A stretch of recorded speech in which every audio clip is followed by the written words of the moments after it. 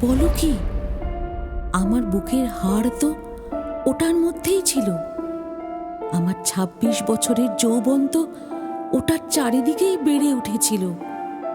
একবার কি দেখতে ইচ্ছা করে না? কাল কাহিনী, কাহিনীর আজকাল। সাহিত্য ও নাটকের নির্বাচিত ও সম্পাদিত কিছু গল্প দিয়ে গাঁথা আমাদের আজকের নিবেদন রবীন্দ্রনাথ ঠাকুরের লেখা কঙ্কাল। রচনা রবীন্দ্রনাথ ঠাকুর।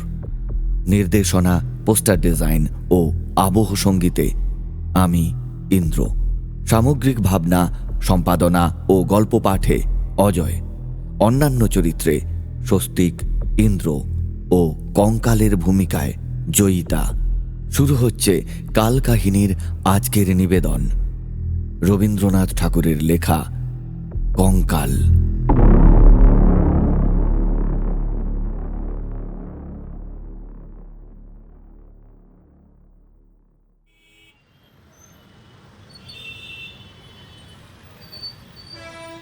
আমরা ৩ ছেলেবেলার বন্ধু যে ঘরে ঘুমোতাম, তার পাশের ঘরের দেয়ালে একটা আস্ত নরকঙ্কাল ঝুলানো থাকতো।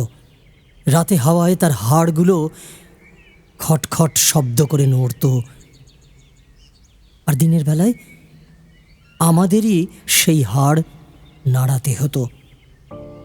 আমরা তখন পণ্ডিত মশাইয়ের কাছে মেঘনাদ বধ কাব্য পড়তাম, আর ক্যাম্বেল স্কুলের এক ছাত্রের কাছে অস্থিবিদ্যা শিখতাম।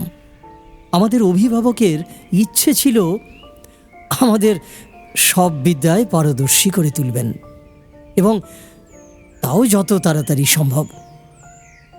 সেই ইচ্ছে কতটা সফল হয়েছে যারা আমাদের চেনেন তাদের কাছে তা বলাই বাহুল্য, আর যারা চেনেন না তাদের কাছে তা গোপন রাখাই ভালো। তারপর বহুকাল কেটে গেছে। এরই মধ্যে সেই ঘর থেকে কঙ্কাল আর আমাদের মাথা থেকে অস্থিবিদ্যা দুটোই কোথায় হারিয়ে গেছে খুঁজে দেখেও জানা যায় না। কিছুদিন হলো এক রাতে কোনো কারণে অন্যত্র জায়গা না থাকায় আমাকে আবার সেই ঘরেই শুতে হলো। অভ্যেস নেই, তাই ঘুমও আসছিল না। এপাশ ওপাশ করতে করতে গির্জার ঘড়িতে বড় বড় ঘণ্টাগুলো প্রায় সব কটা বেজে গেল। এমন সময় ঘরের কোণে জ্বলতে থাকা তেলের সেঁজটা মিনিট পাঁচেক কাঁপতে কাঁপতে শেষে একেবারেই নিভে গেল। এর আগে আমাদের বাড়িতে দু একটা দুর্ঘটনা ঘটে গেছে, তাই আলো নিভতেই নিতান্ত সহজেই মৃত্যুর কথা মনে পড়ল। মনে হলো এই যে গভীর রাতের মাঝখানে একটা ছোট্ট দীপশিখা চির অন্ধকারে মিলিয়ে গেল। প্রকৃতির কাছে এটা যেমন কিছুই নয়, তেমনি মানুষের ছোট ছোট প্রাণ শিখা কখনো দিনে কখনো রাতে হঠাৎ নিভে গিয়ে কোথায় হারিয়ে যায়, ওটাও ঠিক তেমন। ক্রমেই সেই কঙ্কালের কথা মনে পড়ে গেল। তার জীবিত অবস্থার কথা কল্পনা করতে করতে হঠাৎ মনে হলো অন্ধকারে একটা সচেতন সত্তা ঘরের দেয়াল হাতড়ে আমার মশারির চারদিকে ঘুরে ঘুরে বেড়াচ্ছে, আর তার ঘন ঘন শ্বাসের শব্দ শোনা যাচ্ছে। সে যেন কিছু খুঁজছে, কিন্তু পাচ্ছে না, আর ক্রমেই আরো দ্রুত সারা ঘর চক্কর দিচ্ছে। দ্রুতই বুঝতে পারলাম সবই আমার ঘুমহীন উত্তেজিত মস্তিষ্কের কল্পনা, আর মাথার ভেতর বোঁ বোঁ করে যে রক্ত ছুটছে সেটাই পায়ের শব্দের মতো শোনাচ্ছে।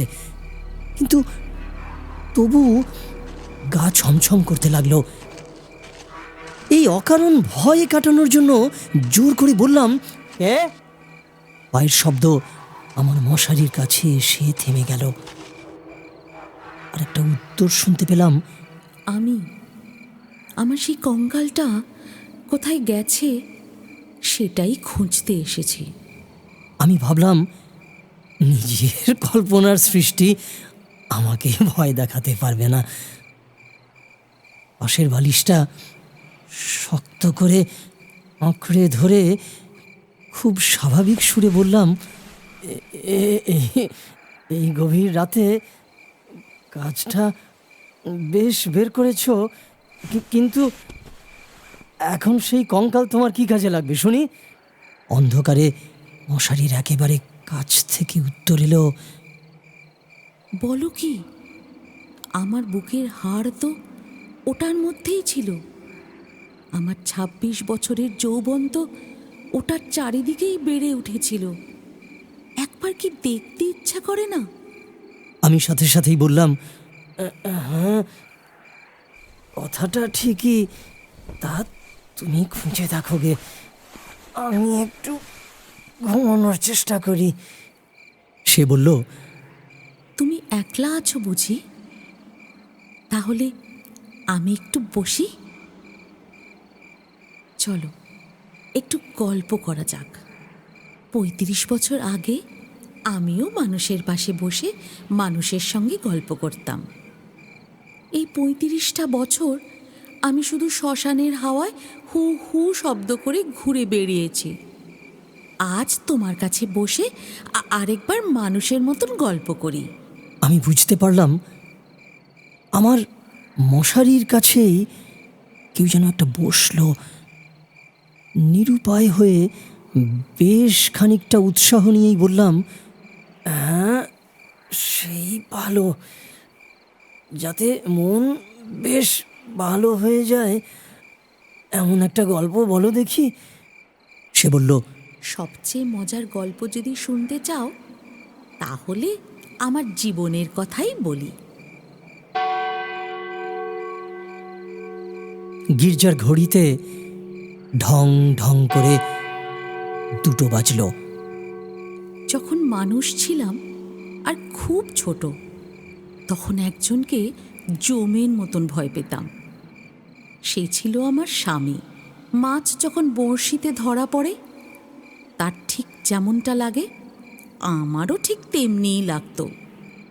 মানে যেন একেবারে অচেনা কোনো প্রাণী আমাকে বড়শিতে গেঁথে আমার শান্ত গভীর জন্মজলাশয় থেকে টেনে ছিঁড়ে নিয়ে যাচ্ছে। কোনোভাবেই তার হাত থেকে রেহাই নেই। বিয়ের 2 মাস পরে আমার স্বামীর মৃত্যু হলো। আর আমার আত্মীয় স্বজন আমার জন্য খুব কান্নাকাটি করলো। আমার শ্বশুর অনেকগুলো লক্ষণ মিলিয়ে দেখে শাশুড়িকে বলেছিলেন, শাস্ত্রে যাকে বলে ২০ কন্যা, এই মেয়েটি তাই। কথাটা আমার এখনো স্পষ্ট মনে আছে। শুনছো? কেমন লাগছে? আমি বললাম, গল্পের শুরুটা তো বেশ মজার। তাহলে শোনো। আনন্দে বাপের বাড়ি ফিরে এলাম। ধীরে ধীরে বয়স বাড়তে লাগলো। লোকে আমার কাছে নিজেদেরকে লুকোতে চাইতো, কিন্তু আমি ভালো করেই জানতাম আমার মতন সুন্দরী যেখানে সেখানে পাওয়া যায় না। আচ্ছা, তোমার কি মনে হয়?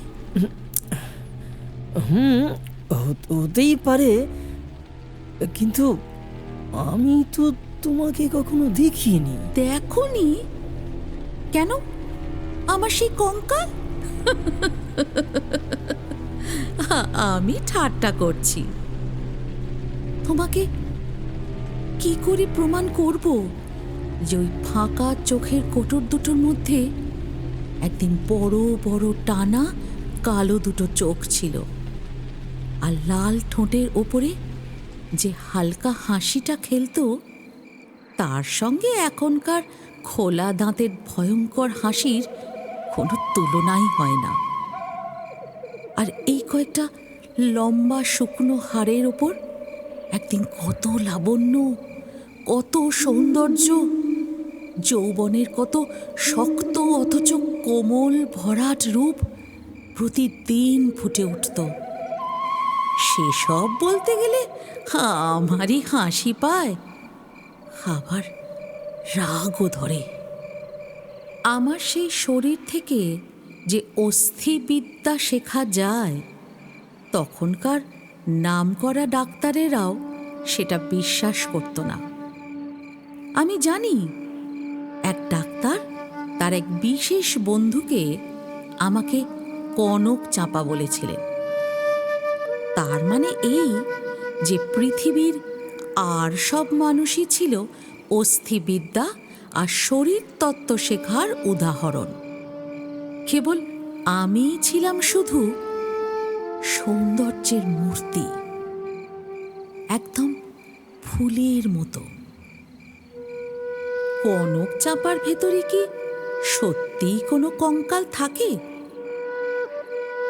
আমি যখন হাঁটতাম তখন মনে হতো একখণ্ড হিরে নড়লে তার চারিদিকে যেমন ঝলমল আলো ছড়িয়ে পড়ে, ঠিক তেমনি আমার শরীরের প্রতিটি নড়াচড়ায় সৌন্দর্যের ঢেউ স্বাভাবিক ভঙ্গিতেই চারিদিকে ছড়িয়ে যেত। মাঝে মাঝে অনেকক্ষণ ধরে নিজের দুটো হাতের দিকে তাকিয়ে থাকতাম, এমন দুটো হাত যা পৃথিবীর সমস্ত উদ্ধত পুরুষকে মধুরভাবে সংযত করে বশে আনতে পারে। সুভদ্রা যখন অর্জুনকে নিয়ে গর্বের সঙ্গে তার বিজয় রথ বিস্মিত 3 ভুবনের মাঝখান দিয়ে চালিয়ে নিয়ে গিয়েছিলেন, তার হাত দুটো বোধহয় এমনিই ছিল, ভরাট বাহু, লালচে তালু আর শিখার মতন সুন্দর আঙুল। কিন্তু আমার সেই নির্লজ্জ নগ্ন চিরস্থায়ী কঙ্কাল তোমার কাছে আমার নামে মিথ্যে সাক্ষ্য দিয়েছে। তখন আমি নিরুপায়, নিরুত্তর ছিলাম। এই কারণেই পৃথিবীর সবার চেয়ে তোমার ওপর আমার বেশি রাগ। ইচ্ছে করে আমার সেই 16 বছরের জীবন্ত উত্তপ্ত যৌবনের রূপটা একবার তোমার চোখের সামনে দাঁড় করাই, যাতে বহুদিনের জন্য তোমার চোখের ঘুম উড়ে যায়, তোমার অস্থিবিদ্যার বিদ্যা অস্থির হয়ে দেশ ছাড়া হয়। আমি বললাম, আজ তোমার যদি শরীর থাকতো তো সেই গা ছুঁয়ে বলতাম, সে বিদ্যার সামান্য অংশ এখন আর আমার মধ্যে নেই, আর তোমার সেই ভুবন ভোলানো পূর্ণ যৌবনের রূপ এই রাতের অন্ধকার পর্দায় এমনিতেই জল জল করে ফুটে উঠেছে। হ্যাঁ, তোমাকে এর চেয়ে বেশি না বললেও চলবে। আমার কোনো বন্ধু ছিল না। দাদা শপথ করেছিলেন বিয়ে করবেন না। বাড়িতে আমি একাই থাকতাম। বাগানের গাছতলায় একা বসে ভাবতাম, সারা পৃথিবী আমাকেই ভালোবাসছে, সমস্ত তারা আমাকে দেখছে। বাতাস ছল করে বারবার দীর্ঘ নিঃশ্বাস ফেলে আমার পাশ দিয়ে বয়ে যাচ্ছে, আর আমি যে ঘাসের আসনে পা দুটো মেলে বসে আছি, তার যদি চেতনা থাকতো তাহলে সে আবার অচেতন হয়ে যেত। কল্পনা করতাম পৃথিবীর সব যুবক পুরুষ ওই ঘাসের মতো দল বেঁধে নীরবে আমার পায়ের কাছে দাঁড়িয়ে আছে। এসব ভাবতে ভাবতেই হৃদয়ের অকারণে কেমন যেন একরকম ব্যথা অনুভব করতাম। দাদার বন্ধু শশী শেখর যখন মেডিকেল কলেজ থেকে পাশ করে এলেন, তখন তিনি আমাদের বাড়ির ডাক্তার হলেন। আমি তাকে আগে অনেকবার আড়াল থেকে দেখেছি। দাদা বড় অদ্ভুত লোক ছিলেন। তিনি যেন পৃথিবীটাকে ঠিকমতো চোখ মেলে দেখতেনই না। সংসারটা তার কাছে যথেষ্ট ছোট মনে হতো। তাই তিনি ধীরে ধীরে সরে গিয়ে একবারে ধারে আশ্রয় নিয়েছিলেন। তার বন্ধুদের মধ্যে ওই এক ছিল শশী শেখর। তাই বাইরের যুবকদের মধ্যে আমি সবসময় শশী শেখরকেই দেখতে পেতাম। আর সন্ধেবেলা যখন আমি ফুলের গাছের নিচে রানীর মতন বসতাম, তখন পৃথিবীর সমস্ত পুরুষ শশী শেখরের চেহারা নিয়েই যেন আমার পায়ের কাছে এসে হাজির হতো। শুনছো? কি মনে হচ্ছে? আমি একটা নিঃশ্বাস ফেলে বললাম, "হ্যাঁ, মনে হচ্ছে শশী শেখর হয়ে জন্মালেই বেশ হতো।" আরে আগে পুরোটা শোনো। একদিন বর্ষার দিনে আমার জ্বর হলো। ডাক্তার দেখতে এলেন। সেটাই ছিল আমাদের প্রথম দেখা। আমি জানালার দিকে মুখ করে বসেছিলাম, যাতে সন্ধ্যার লাল আভা পড়ে মুখের ফ্যাকাশে ভাবটা একটু ঢেকে যায়। ডাক্তার ঘরে ঢুকেই যখন একবার আমার মুখের দিকে তাকালেন, তখন আমি মনে মনে নিজেকে ডাক্তার ভেবে কল্পনায় নিজের মুখের দিকেই তাকালাম। সন্ধ্যার আলোয় নরম বালিশের উপর একটু ক্লান্ত, ফুলের মতো কোমল একটা মুখ, অগোছালো ভাঙা চুল কপালের উপর এসে পড়েছে, আর লজ্জায় নুয়ে থাকা বড় বড় চোখের পাতা গালের উপর ছায়া ফেলছে। ডাক্তার খুব ভদ্র আর নরম গলায় দাদাকে বললেন, একবার হাতটা দেখতে হবে যে। আমি কাপড়ের ভেতর থেকে ক্লান্ত গোলগাল হাতটা বের করে দিলাম। নিজের হাতের দিকে তাকিয়ে মনে হলো, যদি নীল কাঁচের চুড়ি পরা যেত তাহলে আরো ভালো মানাতো। রোগীর হাত ধরে নাড়ি দেখার সময় ডাক্তারের এমন অস্থিরতা আমি আগে কখনো দেখিনি। কাঁপা কাঁপা এলোমেলো আঙুলে তিনি নাড়ি দেখলেন। তিনি আমার জ্বরের তাপ বুঝলেন, আর আমিও বুঝে গেলাম তার মনের গতি কোথায় কিভাবে চলছে। বলা যায় তার একটু আঁচ পেয়ে গেলাম। কি বিশ্বাস হচ্ছে না? আমি বললাম, অবিশ্বাস করার তো কোনো কারণ দেখছি না। মানুষের নাড়ি তো সব অবস্থায় সমান চলে না।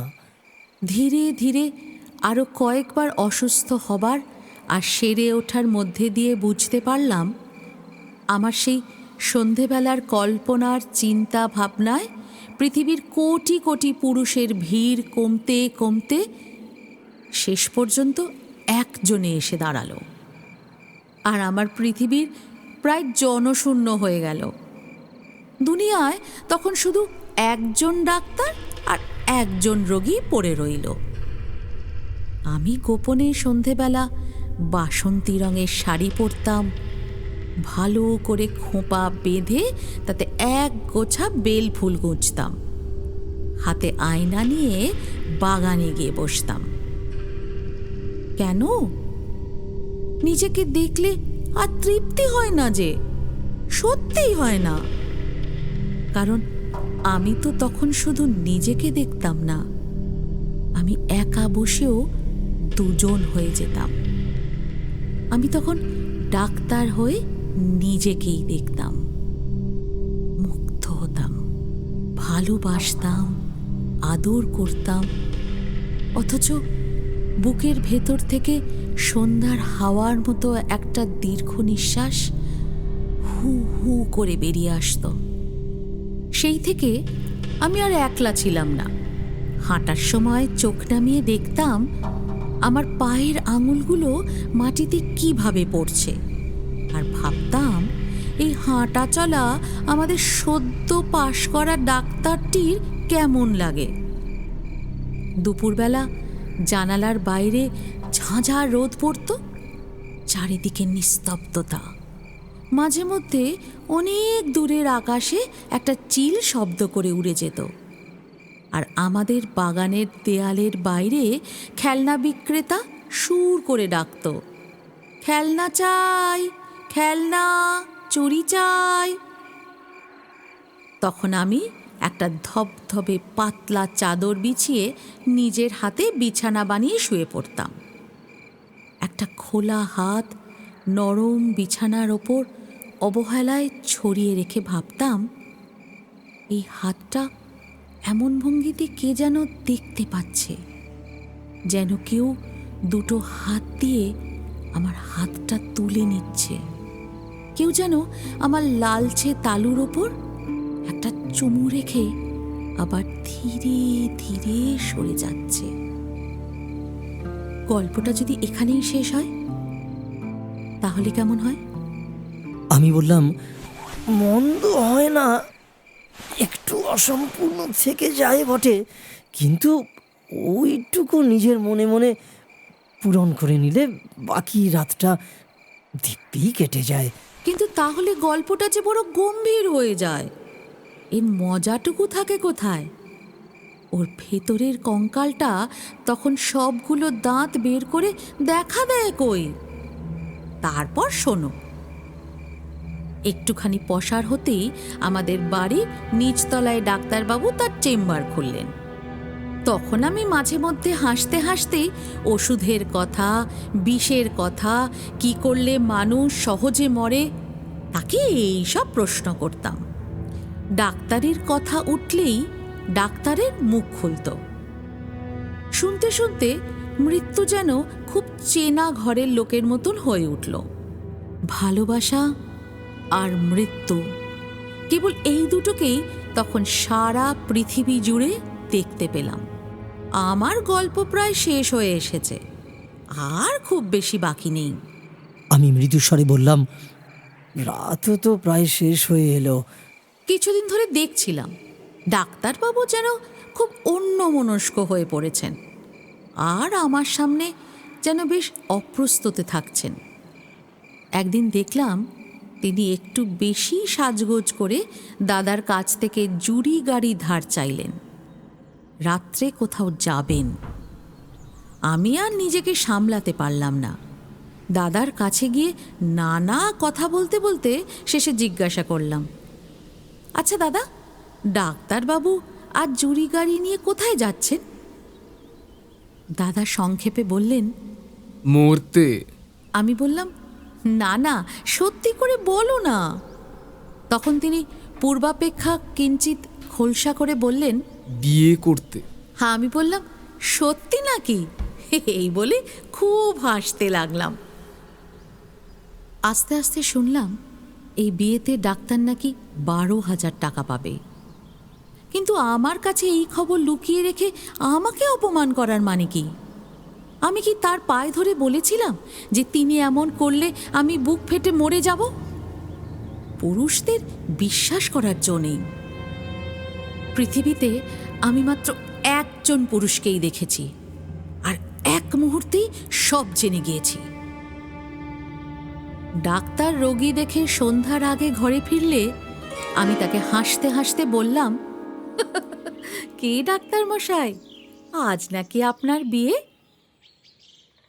আমার সেই উচ্ছ্বাস দেখে ডাক্তার যে শুধু অপ্রস্তুতি হলেন তাই না, খুব বিষণ্ণ হয়ে পড়লেন।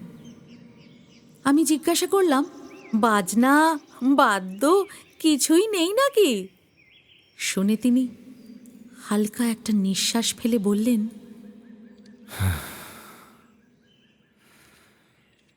বিয়ে ব্যাপারটা কি এতই আনন্দের? একথা শুনে আমি হেসে একবারে অস্থির হয়ে গেলাম। এমন কথা তো কখনো শুনিনি।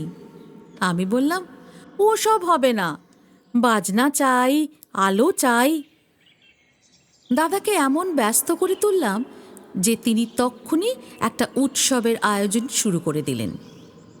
আমি তখন কেবলই গল্প করতে লাগলাম। বউ ঘরে এলে কি হবে, কি করব? জিজ্ঞাসা করলাম, আচ্ছা ডাক্তার মশাই, তখনও কি আপনি রোগীর নাড়ি টিপে বেড়াবেন? যদিও মানুষের, বিশেষ করে পুরুষের মন চোখে দেখা যায় না, তবু আমি শপথ করে বলতে পারি এই কথাগুলো ডাক্তারের বুকে শেলের মতন বেজেছিল। অনেক রাত হয়ে গেল। সন্ধেবেলা ডাক্তার ছাদের ওপর দাদার সঙ্গে 2-1 পেয়ালা মদ খাচ্ছিলেন। দুজনেরই এই অভ্যেসটা ছিল। ধীরে ধীরে আকাশে চাঁদ উঠল। আমি হাসতে হাসতে এসে বললাম, ডাক্তার মশাই, ভুলে গেলেন নাকি? যাত্রার যে সময় হয়ে গেছে। এখানে একটা ছোট্ট কথা বলা দরকার।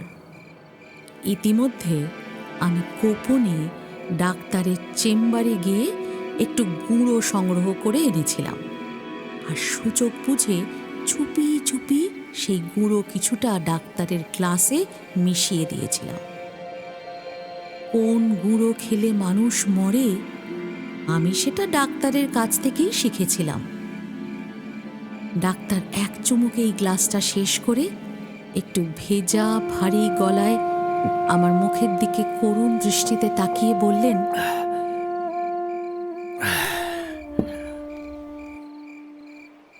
তাহলে চললাম। বাঁশি বাজতে লাগলো। আমি একটা বেনারসি শাড়ি পরলাম। সিন্দুকে রাখা যত গয়না ছিল সব বের করে গায়ে দিলাম। সিঁথিতে বড় করে সিঁদুর পরলাম। তারপর বকুলতলার নিচে আমার বিছানা পাতলাম। ভীষণ সুন্দর সেই রাত। ঝকঝকে জ্যোৎস্না, দক্ষিণ দিক থেকে বইছে ঠান্ডা বাতাস, যেন ঘুমন্ত পৃথিবীর ক্লান্তি দূর করে দিচ্ছে। জুঁই আর বেলফুলের গন্ধে পুরো বাগান ভরে উঠেছে। বাঁশির শব্দ যখন ধীরে ধীরে দূরে মিলিয়ে গেল, জ্যোৎস্না যখন একটু একটু করে অন্ধকারে ঢেকে যেতে লাগলো, গাছপালা, আকাশ আর আজন্মকালের চেনা সেই ঘরদোর নিয়ে পৃথিবী যখন চারিদিক থেকে মায়ার মতন মিলিয়ে যেতে লাগলো, তখন আমি চোখ বুজে হেসে উঠলাম। ইচ্ছা ছিল লোকে যখন এসে আমাকে দেখবে, তখন এই হাসিটুকু যেন রঙিন নেশার মতো আমার ঠোঁটের কাছে লেগে থাকে। ইচ্ছে ছিল আমার অনন্ত রাতের বাসর ঘরে যখন ধীরে ধীরে ঢুকব, তখন এই হাসিটুকু এখান থেকেই মুখে করে নিয়ে যাব। কোথায় সেই বাসর ঘর, আর কোথায় আমার সেই বিয়ের সাজ? হঠাৎ নিজের ভেতর থেকে একটা খটখট শব্দে চমকে উঠে দেখলাম আমাকে নিয়ে 3টে ছেলে অস্থিবিদ্যা শিখছে। বুকের ঠিক যেখানে সুখ দুঃখ ধুকধুক করত, আর যৌবনের পাপড়ি প্রতিদিন একটা একটা করে ফুটে উঠত, ঠিক সেখানেই বেত দিয়ে দেখিয়ে মাস্টার বলছেন কোন হাড়ের কি নাম। আর আমি যে শেষ হাসিটুকু ঠোঁটের কোণে ফুটিয়ে তুলেছিলাম, তার কোনো চিহ্ন দেখতে পেয়েছিলে কি? গল্পটা কেমন লাগলো? আমি বললাম, গল্পটা তো বেশ মন ভালো করে দেবার মতো। ঠিক তখনই প্রথম কাক ডেকে উঠল। আমি জিজ্ঞেস করলাম, এখনো আছো কি? কোনো উত্তর এলো না। ঘরের ভেতরে ভোরের আলো ঢুকে পড়ল।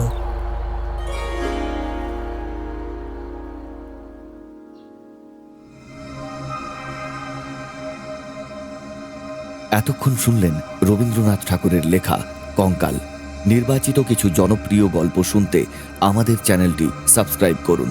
পাশে থাকা বেল আইকনটি ক্লিক করে অল নোটিফিকেশন অন করে দিন, যাতে দ্রুত আপনাদের কাছে আমরা পৌঁছে যেতে পারি আমাদের নতুন গল্প নিয়ে। তাহলে দেখা হচ্ছে আবার কানে কানে আগামী মাসের 3য় শনিবার ঠিক দুপুর 2টায়। আপনিও অনধিক 5000 শব্দের মধ্যে নিজের লেখা গল্প পাঠাতে পারেন আমাদের এই ঠিকানায় kalkahini@gmail.com আপনার পাঠানো গল্প নির্বাচিত হলে আমরা তা ধ্বনি রূপে প্রকাশিত করব আমাদের চ্যানেলে।